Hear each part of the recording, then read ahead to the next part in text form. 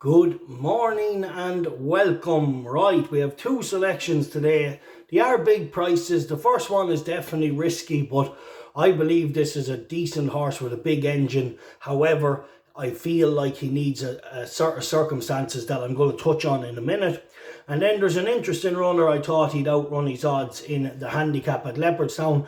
Before I give you them, I have some really nice bets gone out on the Patreon service. Check them out. I'm really hopeful of a big day today. We had a frustrating day yesterday, but let's crush them today. Really nice bet gone out in Musselburgh. Some nice bets in Leopardstown, as well as a treble and an each way strong treble advice. So looking forward to a big day today. Right, let me give you the two for Facebook and YouTube. Right, we have Marty Beard in the 133 at Hereford. Now this horse is a bit of an enigma, but I had a max bet one day in Exeter on a bumper horse of Thomas Lacey's, and the Lacey horse won, but this horse was well backed on the day and very nearly got up to beat him. Now he did make his debut in Chepstow, and I do be quite surprised that Connections keep running this horse at Chepstow, because he clearly can't handle the constant undulations of Chepstow. His head comes high.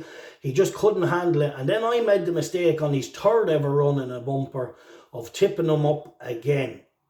And went against my knowledge.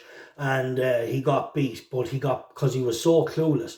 But however, he has since gone back to Chepstow, ran over hurdles, and he's ran okay the last time, but he jumped terrible late. He jumped okay early, jumped terrible late. He has a massive engine. I really feel like I do be worried it's last run for a handicap, but they have stepped him up. They have stepped him up in trip out to 2 mile 3. Now, if I was going to handicap him and get the last run, I wouldn't step him up. You'd have kept him to the 2 mile. I do believe, Hereford is a little up and down, but not near as much as Chepstow. There's one hill coming out of the back straight, and they gradually climb down the side, but it's nothing like Chepstow. Chepstow's like that down the home straight.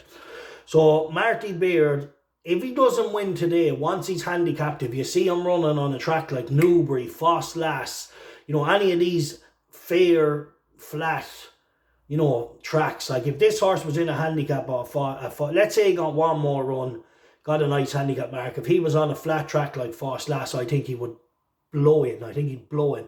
I think he could possibly have the biggest engine in this race, for sure, but he's going to have to jump a bit better. For me, he's a good horse. He might be quirky. He mightn't want it 1,000,000%, but he is a very good horse. Can he show it?